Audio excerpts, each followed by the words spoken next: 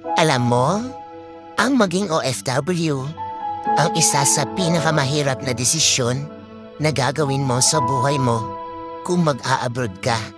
Dahil kailangan mong mangibang bansa para sa pamilya mo.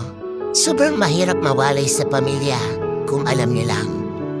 Bawat minuto, bawat oras, bawat araw at bawat taon na hindi mo sila nakakasama. Lahat yan ay titiisin para lang mabigyan sila ng buhay na masagana. Kahit ang kapalit nito ay ilang taon na pagkakawalay sa kanila. Mahirap talagang maging OFW dahil lahat ng okasyon sa buhay mo, habang nasa ibang bansa ka, ay hindi mo sila makakasama. Nariyan ang graduation day, ang Pasko, bagong taon, at marami pang iba. Mag-isa mo itong haharapin.